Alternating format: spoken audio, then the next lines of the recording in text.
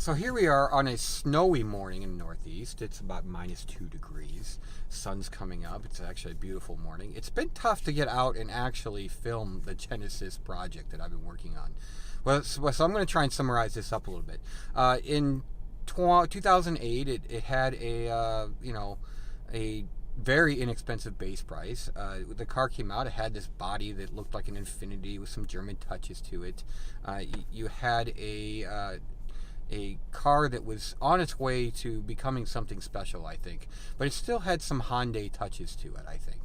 So in 2015, they remodeled the car. It came into its own, I believe. They actually partnered with Lotus for some suspension. And they started with the 3.8 liter, and they added, a premium package for about $5,000.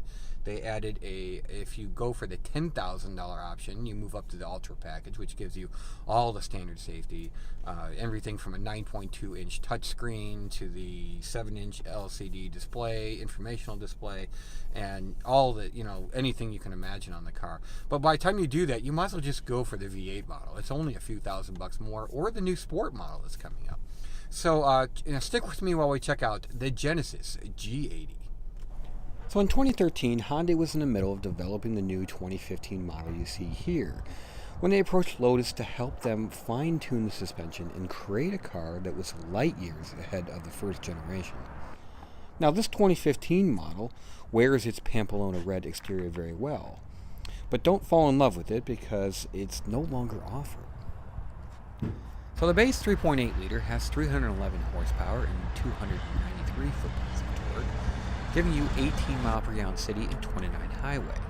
Now with a curb weight of 4,474 pounds, it still has a 0 to 60 time of about that 6.4 second range. Now you'll notice this one's wearing a G90 badge, which supports my theory about the confusion of going from the Hyundai Genesis to a G80. But this one's wearing a really nice, classy 18-inch wheel for the 3.8 liter model. So as you make your way to the interior, you're immediately impressed with the use of materials and amenities and standard options. Now the armrest has real nice soft touch material. You have this real nice seat with lumbar support.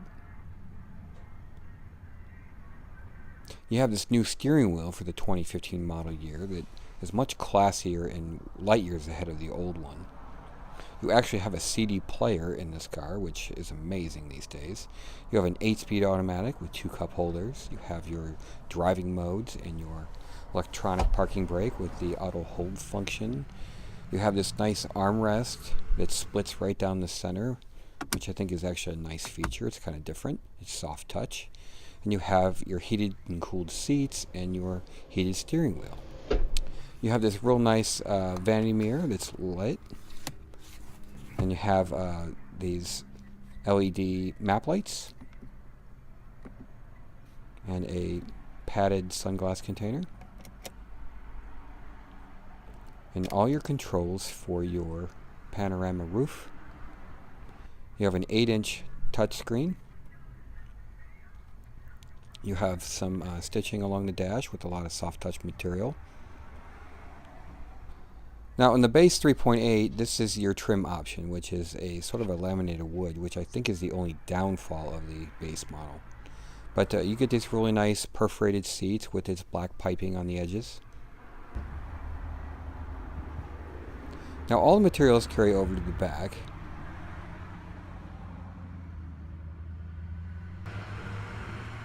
You have these nice manual sunshades on each door. I had the seat adjusted for a 6-foot adult, and I had plenty of room. And you have these nice durable map pockets. Of course, you have vents for your rear passengers. You have this nice center armrest with 2 cup holders, a 3-stage heated seat, and a power rear sunshade.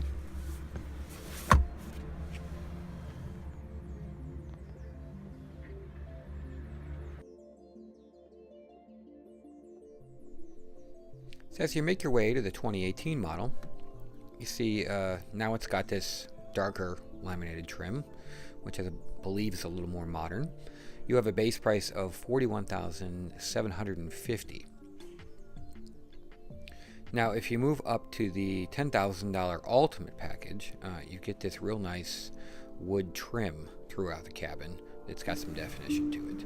Now, just going to the Premium package, you can get this 7-inch LCD display between your gauges. You get things like wireless device charging, the power rear sunshade, your heated rear seats, and a 14-speaker surround sound lexicon system.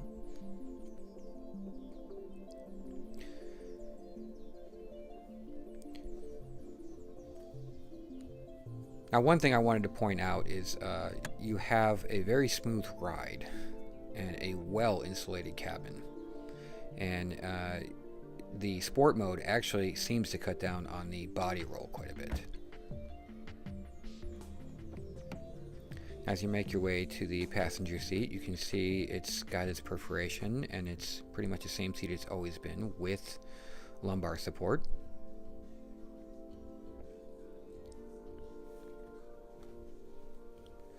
The glove box is felt lined and damped,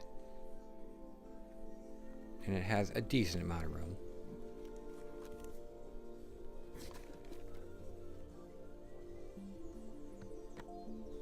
Overall, a great entry-level mid-size sedan.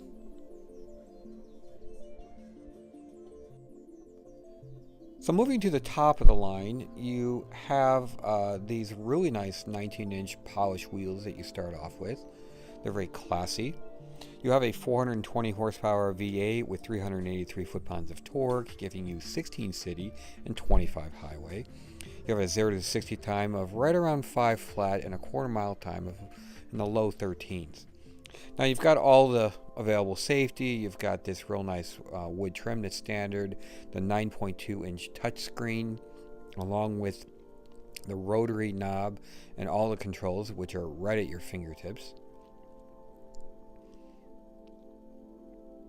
You have a drive-by-wire 8-speed electronic transmission, which gives you a little bit smoother shifts. Now the trunk is 15 cubic feet, whatever that is. It's a good sized trunk. You have your spare tire there with your tools and jack, and you have a battery in the trunk on the V8 as well as the Sport model, I believe. And of course you have your power rear trunk.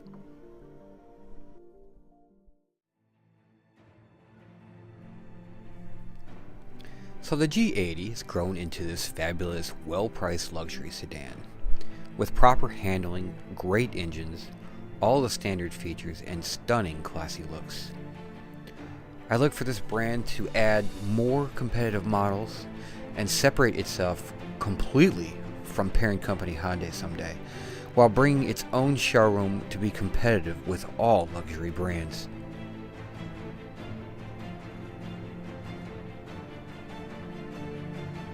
Thanks for watching.